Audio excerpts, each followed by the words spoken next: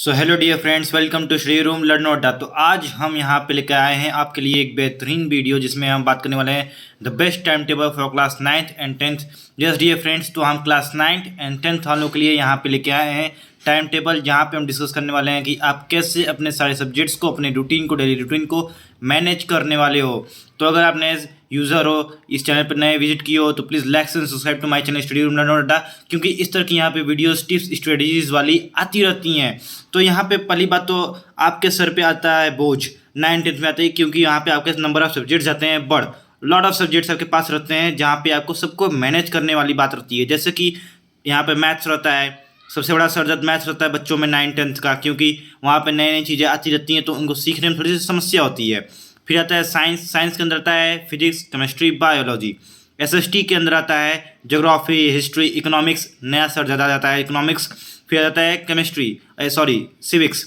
English में बात करते हैं, इंग्लिश में आता है आपका लिटरेचर, ग्रामर। हिंदी में लिटरेचर, ग्रामर, ये तो आपका कॉमन चलता आ रहा है। बट ग्रामर यहाँ पे क्या रहती है, थोड़ी सी दोनों में एडवांस हो जाती है, क्योंकि 8th तक ही ग्रामर आपने सीखी है। अब 9th-10th में क्या होता है कि आपने जो 8th तक सीखी है उसी के हायर लेवल बेसिस पे आपके क्वेश्चन आते रहते हैं। और फिर लास्ट में एंडिंग में आता है आपका एडिशनल सब्जेक्ट लाइक कंप्यूटर या फिर और भी संस्कृत जैसे सब्जेक्ट्स आते हैं, उसको आपको सीखना पड़ता है। तो ये सारे सब्जेक्ट्स को मैनेज करना, 10, 11, 12 सब्जेक्ट्स को काफ़ी डिफिकल्ट हो जाता है। तो इस यहाँ से आपका ये सब कुछ मैनेज करना ये थोड़ा सा हो जाता है मुश्किल।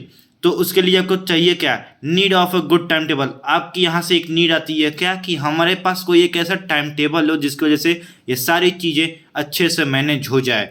तो कुछ बच्चे अपने से टाइम टेबल नहीं प्रिपेयर कर पाते हैं, तो उनके लिए हम जैसे लोग रहते हैं जो टाइम टेबल्स देते हैं, या फिर आपके गुरुज लोग होंगे, गुरुज जैसे आपके टीचर्स होंगे, या फिर कोई आपके फेवरेट टीचर्स होते हैं जिनसे आप एडवाइस मांगते रहते हो कि सर हमको या मैम हमको एक टाइम टेबल बना के दीजिए कि हम अपना सब कुछ मैनेज कर सकें। तो वैसे ही यहाँ पे हम भी आपका एज अ मेंटोर यहाँ पे आपकी हेल्प करने आए हैं कि कैसे आपका एक अच्छा टाइम टेबल आपको मिले, जिसमें जो कि टाइम टेबल इफेक्टिव हो, ईजी टू फॉलो हो, आप उसको आराम से फॉलो कर सकते हो और आपके इफेक्टिव में आए, आपके मतलब कि उसे इफेक्टिव टाइम टेबल आपको लगे। और फिर तीसरा, gives equal time to each subjects, जो कि हर एक सब्जेक्ट को इक्वल टाइम दे, ना किसी को ऊपर करे ना नीचे, डिस्पैरिटी कुछ ना हो। तो चलिए यहाँ पे हम बात करते हैं, सब कुछ बना के रखा हूँ आपको अच्छे से प्रेजेंटेशन करने के लिए।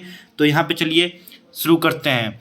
तो पहला चीज़ बात यह है कि 24 घंटे सभी बच्चों के लिए बने हैं, ना किसी के लिए ज़्यादा होते हैं ना किसी के लिए कम होते हैं। अब इन 24 घंटों को कौन अच्छे से फॉलो कर पाता है ये उसके ऊपर डिपेंड करता है। तो जो अच्छे से फॉलो करता है, जो ज़्यादा टाइम को यूटिलाइज करता है, वही चल के आगे टॉपर बनता है, वही 95% 90% अबव लेके आता है, और उसी की समाज में इज्जत और तारीफ होती है। क्योंकि यहाँ पे बंदे के टैलेंट से नहीं, बंदे के परसेंटेज से उसका हम लोग क्या करते हैं, कैरेक्टर और उसके टैलेंटेड को देखते हैं। तो यहाँ पे सबसे पहले निकाल देते हैं 8 घंटा सोने को, 7-8 घंटा। इसके साथ मतलब कि जो स्लीप होती है, स्लीप के साथ मैं कोई भी यहाँ पे लापरवाही नहीं कर रहा हूँ, क्योंकि स्लीप आपकी अच्छी होनी चाहिए। क्योंकि जब तक आप अच्छे से सोओगे नहीं, तब तक आपका जो दिमाग रहेगा वो पूरा तरह से एक्टिव नहीं होगा, फ्रेश नहीं होगा।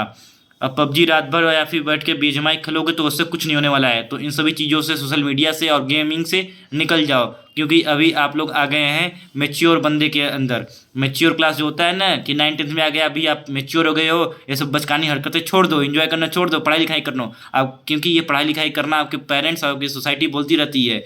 तो अभी आप लोग मैच्योर में आ गए, तो 8 घंटे सोना आराम से करो, रात भर गेम खेलना सब छोड़ दो। थोड़ी सी एडवाइस हो गई। यहाँ पे चलिए अब स्टडी टाइम देख लेते हैं।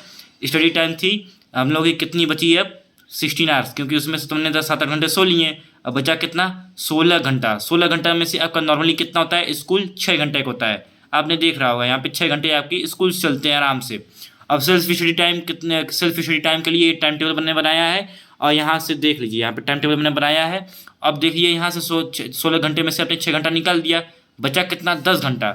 अब 10 घंटे में से देखते हैं सेल्फ स्टडी टाइम के लिए कौन सा टाइम टेबल कितने देर के लिए बना है, किस सब्जेक्ट को आप कितना टाइम देने वाले हो। एज ए मैंने यहाँ पे सबको एज ए न्यूट्रल रख के सबको इक्वल टाइम दिया है यहाँ पे। तो देखिए हिंदी आपका मैंने रखा है, हिंदी इंग्लिश सबसे ऊपर रखा है, क्योंकि ये ईजी होते हैं। और हिंदी इंग्लिश एज आपका लिटरेचर होता है, आपको नॉर्मली स्टोरीज रीड करनी होती है, और ग्रामर आपने 8th तक पढ़ा है तो उसको रिवाइज करना रहता है, खाली उसको क्वेश्चन आपको प्रैक्टिस करने रहते हैं। तो हाफ आवर यहाँ पे दे दिया, मतलब 30-30 मिनट यहाँ पे मैंने दे दिया। यहाँ पे आराम से आप लोग रोज रिवाइज करो, रोज के लिए मैंने बनाया है। ये आपका डेली टाइम टेबल है, आपको डेली फॉलो करने हैं इस तरीके से, ठीक। तो हिंदी इंग्लिश आप आए, ऐसा नहीं कि हिंदी इंग्लिश बहुत ईजी होता है तो टेस्ट के टाइम या फिर यूनिट टेस्ट के टाइम या फिर एग्जाम के टाइम ही आपको रीड करना है, स्टडी करना है, नहीं। भाई आपका हिंदी और इंग्लिश में अच्छी खासी पकड़ है लिटरेचर में, तब आप ऐसा कर सकते हो। या फिर आपका रिवीजन बार बार होता रहे हफ्ते पे हफ्ते, संडे टू संडे, तब आपके लिए बढ़िया है कि आप इसको रोज़ नहीं पढ़ रहे हो।